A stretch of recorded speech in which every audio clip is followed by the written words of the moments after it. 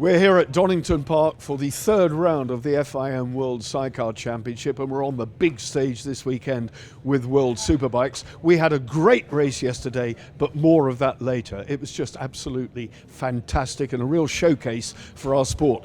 I'm here with Roger Body, who is the newly signed promoter for the championship, and he's the man responsible for bringing the British series to the level it is now, and he's applying that expertise here to the World Championship. Roger, it's very exciting for you to be back here, surely, with World Superbikes. Yeah. It's been a hard work getting to this stage, but hopefully this will be a showcase event for us. And from here we go to Assen. We got 2 rounds with World Superbike, and it will be the testing ground for us. Hopefully for next year and the years coming from there, we can only see what happens. World Superbike is a big promotional deal now, and for us to get back with them is going to take some big effort and big money. What is your passion? What drives you to bring sidecar racing to the level you've got it in Britain, and now you're hoping to do that here again on the world stage? I'm not sure really.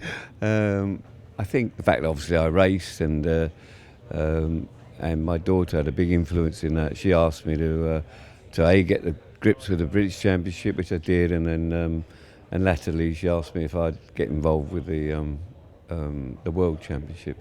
So I've kept to that promise, and she sadly passed away a couple of years ago. So yeah, that's probably the biggest driving force. Well, exciting stuff. You've got a great team. We look forward to a good weekend ahead of us, right? Yeah. Our own team's had 1 win, and the solos had a third. 3 races today. Hopefully we'll take all those. Perhaps it's a good competition though. So yeah, it'll be a hard day. And the weather will have a lot to do with it, of course. Well, talking of the weather, the crowds are back here at Donington Park. How good is it to see people on the grass at Craner Curves? They're climbing into the 77 Bonovo Action Yamaha, Tim Reeves, Kevin Rousseau. Pole position, Todd Ellis and Emmanuel Clément, his young lady French passenger. Championship leader, Marcus Schlosser, in the yellow and black outfit on the second row. You can see his nose is out by Ellis's. Watch the lights go out, and immediately Schlosser leaps out into the middle, and it's the drag down to Redgate. Tim Reeves it is. Reeves Rousseau got it. Ellis. Schlosser though. Schlosser, no it isn't. Ellis and Clément into second. Schlosser third. Pavarinta there. Oh, there's a lot of rubbing there. That looks like Kershaw. It is indeed Steph Kershaw. Ryan Charwood going onto the grass there, the number 29. And Tommy Philp's wheel arch is flapping on the number 52 outfit. So it looks like Philp and Bryant had a coming together with Kershaw and Charwood. Well, we saw that. And well, whether they can continue to go, I don't know. That wheel arch flapping. But out in front already, Tim Reeves, Kevin Rousseau, storming pace here. But it was Todd Ellis and Emmanuel Clément who got the pole position with the fastest lap in qualifying. Into Coppice they go, this double apex right-hander on now to the fastest part of the circuit, and the number 3 Schlosser and his passenger Marcel Fries. This Swiss couple very fast indeed. Pekka Pavarinta, the 4 times world champion, behind them in the number 44 outfit with his lady passenger Ilse de Haas. There, Simon Adam Christie, number 34, behind the 95 outfit of Lewis Blackstock and Paddy Rosney, the distinctive red outfit. So a lot of traffic, a lot going on in the middle of the pack, but out in front it's Reeves. There he is. Ellis though on his back wheel. Already it's shaping up into a battle between these two. Ellis second in the championship. Schlosser, the yellow and black outfit, the championship leader.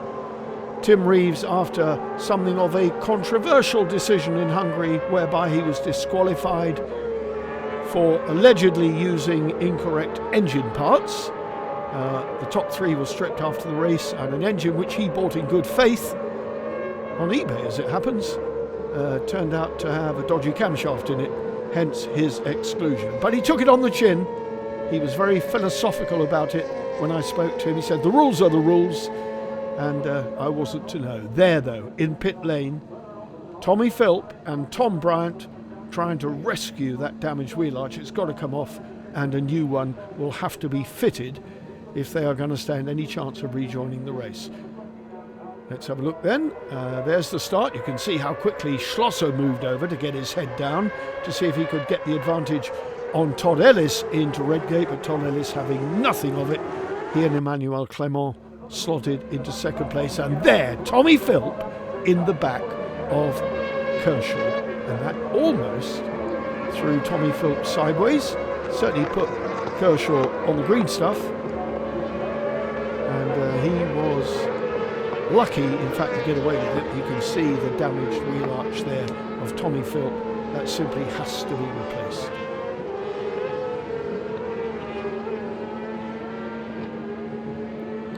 Drama then already on lap 1 here at Donington Park in the first of these 2 races with World Superbikes, and Steve Kershaw indeed in the pits. They did not escape without some sort of problem, and it looks like a rear wheel problem, probably a rear tyre. Back at the front, Reeves and Ellis now away with it. These two looking absolutely terrific. Todd Ellis and Emmanuel Clement, the young French girl, have really gelled. There's a chemistry between them in terms of their riding. She is immensely fit, works really, really hard. And now you can see Kevin Rousseau with his backside, and he's got a friction pad there, scraping the tarmac on that left-hander as the sidecar wheel paws the air. My goodness me, how these passengers work. What a great shot that is, albeit in slow-mo replay. Kevin Rousseau, a very enthusiastic passenger, in fact the boyfriend of the young lady passengering Todd Ellis. So they are an item, as they say in the business. And Todd Ellis, of course, has his own romantic relationship going on up in the Lincolnshire Wolds, dare I say. Rejoining then Kershaw and Charlwood. Here come the race leaders, but Kershaw is allowed on track. Race direction have given him the green light, so he's out in front of these two, but he's got to get the hammer down because they are charging. Kershaw long gone by the time they come out of Hollywood and down into Craner, throwing it left. Kevin Rousseau, oh, what happened? Kevin Rousseau threw it left and then slipped, and they're across the grass. Tim Reeves could not turn it left because the passenger was not where he needed to be to keep the sidecar wheel down. And the rest of the field streamed through. That's cost 1, 2, 3, 4, maybe 5 places. Tim Reeves looking over the shoulder saying, what went wrong there? What happened there? Well, you can see that there was an error of judgment possibly on Kevin's part. I don't know whether he slipped, lost his footing, lost his handhold, but they were lucky to get away with that. Marcus Schlosser and Marcel Fries ahead now of Pekka Pavarinta, the Flying Finn. Looking at the inside, Ilse de Haas, daughter of Gerald de Haas, the man who passengered Egbert Stroyer so brilliantly back in the day when Stroyer was sponsored by Philips and had a headlight in the nose of his fairing, courtesy of his sponsor. Schlosser having been absolutely dominant in the first 2 rounds of the season. Brilliant in Le Mans, equally brilliant in Hungary. That's why he is leading the championship on 95 points. His nearest challenger, Todd Ellis, second place in this race. In fact, in the lead in this race now, with 72 points. Marcus Schlosser, a much respected Swiss racer. As you can see, Gustoil sponsorship, and also a little bit of assistance from Bonova Action. Tim Reeves sponsor, of course. And there, Pekka Pavarinta, number 44, travels all the way from Finland, keeps the bike in Germany most of the season, so hops on an aircraft to make the trip backwards and forwards to Finland, working full-time these days in a construction company, Pekka Pavarinta. Race leaders, Ellis, Clement. Well into this race now, and Tim Reeves, of course, playing a serious degree of catch-up, some 8 seconds back down the road at the moment. This the battle for second place. 20 points for second, I remind you. 16 for third, and points are very, very important indeed. Pekka Pavarinta having one of his better seasons for a long time. The 44 numbered Finn. I was about to say 44 years of age. He's not. He's in his early 50s, and I stand to be corrected. But he's on the inside now of Markus Schlosser. Through goes Pavarinta. Can Schlosser fight back? Get the power down on the Yamaha up the hill. Well, that's an age-old recipe, that one. Nip on the inside at the Melbourne Loop, only to lose it on the way out. At Goddard's. Down the straight, look how the passengers tuck down. Marcel Fries in behind his driver, down behind the fairing, over the back wheel. Handhold right down on the right-hand side of the fairing. You can see where his hand is, almost on the tarmac. Sensational stuff. It is so good to be back here on the world stage with World Championship sidecars, which, yeah, call me biased, but that's where they belong. Come on, wake up. Remember the day when they were an essential part of the Grand Prix World Championship programme? Well, to my view, so they should be again, particularly as we've got reduced classes running in World Championships. These days, they're almost at the point where they're looking for a stocking filler. Well, here you have it, boys. This is your stocking filler. But don't tell the sidecar men I called them that. Pavarinta looking really cool here. Only a matter of time before he selects maybe another move on Schlosser. And there, the rear view of the diminutive and very slender Ilse de Haas, and it astonishes me how these slight slips of girls do what they do in these sidecars, equivalent to men and better on many occasions. This is one sport where they compete on level terms, and we've got two lady passengers running in the top three in this race at Donington, and indeed in the top four in the championship. Blackstock there getting position 6 for the 95. Lewis Blackstock and Paddy Rosney, no strangers to world competition. They did 2 full seasons, 2018-2019. Back though with the number 6 Santander Salt Yamaha of Todd Ellis. Stepfather Gary Bryan. Let's have a look at this wonderful, wonderful slow motion replay of Ellis throwing it into the S's with the sidecar wheel just pawing the curb. Emmanuel Clement gracefully moving her weight across to the rear, and let me tell you, that happens really, really quickly. Slow motion is so deceptive. The passenger has to be at the top of their game to get from left to right into the foggy S's the way they are doing just now. There, Ilse de Haas giving you another high-speed demonstration. And sometimes the impetus of the outfit as the rider throws it left helps the passenger, just if they get their timing right, to throw themselves across to the back wheel. Pavarinta then stalking.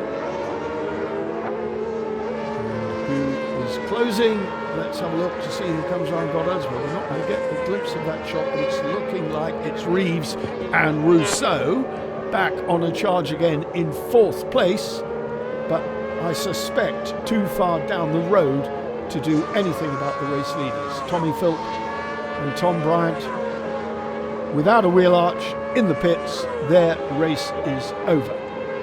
Hugely disappointing for the youngsters, having not just their first full season in British Championship, but also putting a toe in the water here on the world stage at Donington Park.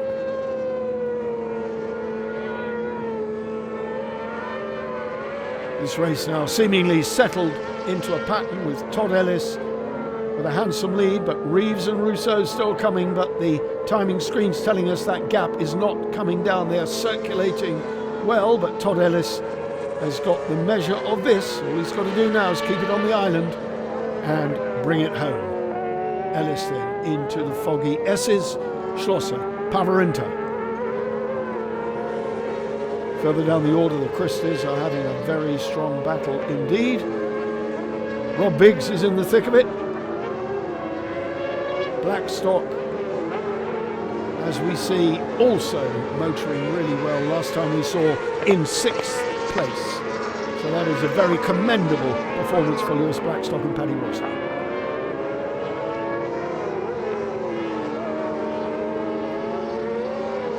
First time we've seen Harry Payne and Mark Wilkes, a slow-mo of them. They're over from the Isle of Man and doing a really, really good job, running strongly throughout the race as the flame spits out. What a wonderful shot that is, Mark Wilkes. World Championship passenger with Tim Reeves reaching across for that handhold. Just can't overstate the importance of a good passenger here. You've got a man like Mark Wilkes in there, you know you don't have to worry about it. That's one job that will look after itself. Back on the real gas here. Payne and Wilkes then heading down towards Redgate.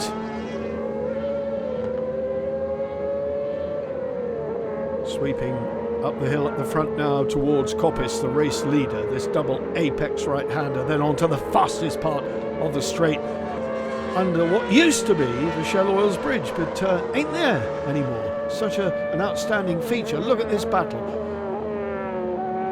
Kevin Cable respectfully moves across. Kevin Cable and Kyle Masters doing the full World Championship this year and gaining valuable experience and earning steady points along the way too. Schlosser and Pavarinta then pass Cable and Kyle Masters on their way in pursuit of Todd Ellis. And next up, Tim Reeves, Kevin Russo will have Kevin ahead of them as they go round Goddard's and onto the straight yet again. Another lap here at Donington Park, which is proving to be an absolutely perfect set of conditions for these boys. Schlosser on his way to 20 points, Ellis on his way to 25. The gap coming in to this race, this man had 95, the man ahead of him had 72, so he's going to pull back 5 on the championship leader, Todd Ellis. An immaculate ride here. This youngster then looking to take the sidecar world by storm. He's certainly taken the British Championship by storm. Kershaw, of course, won it last year because Todd Ellis was already putting a toe in the water on World Championship duties. Steve Kershaw, Ryan Charwood focusing very much on the domestic championship, but not so this year. They've set up their Kershaw racing team with Quattro money and they're doing the full FIM World Championship season, as indeed is Pavarinta. Now firmly united with Ilse de Haas.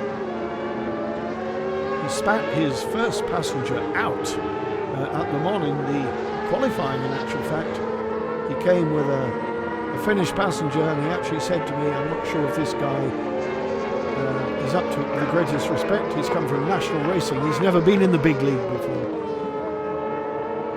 3 seconds the gap Todd Ellis has over this man, Marcus Schlosser. It's all looking pretty good and under control here for Ellis and Clement. The race, as I said earlier, having settled down now. These long races, you really have to settle down, because if you go like a bull at a gate, okay, the first few laps, that's excusable, but the rest of it, as they say, you have to be in it to win it. So a DNF is absolutely no good at all. Has Pavarinta got anything left in his locker, though, to steal a few more points off the man in second place, Schlosser? We've already seen him play his hand once down into the Melbourne hairpin. We're getting into the closing stages of the race now, and is it game on again? At the foggy S's then, they flick it left. and immediately right, passenger diving across, Ilse de Haas holding on firmly to that right hand hold. She didn't want to let go completely. That's where you can be jettisoned if you're not careful.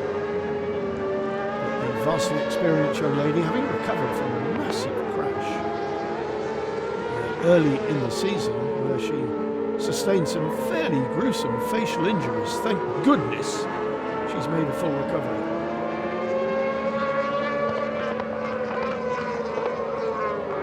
Over they go again, line astern, that's your top three. Here comes Reeves and Rousseau into view at the top. But I think Tim Reeves realises that even for him, 7 times a world champion, this is too big a mountain to climb. And will there be a post-mortem as to that event? Where did Kevin miss his footing? Was there a problem there? I've no idea. Either way, cost Reeves the lead, and you could argue cost him the victory, but Ellis was in determined mood, so that's something we will never know on the level playing field.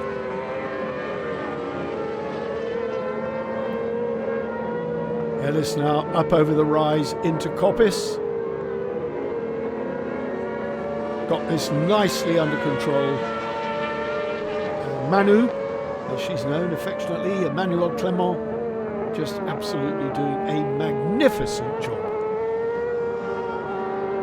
Marcel Fries, likewise. Ilse de Haas, likewise. Hats off to the passengers. This is a long, long race in fairly humid conditions here at Donington Park as well.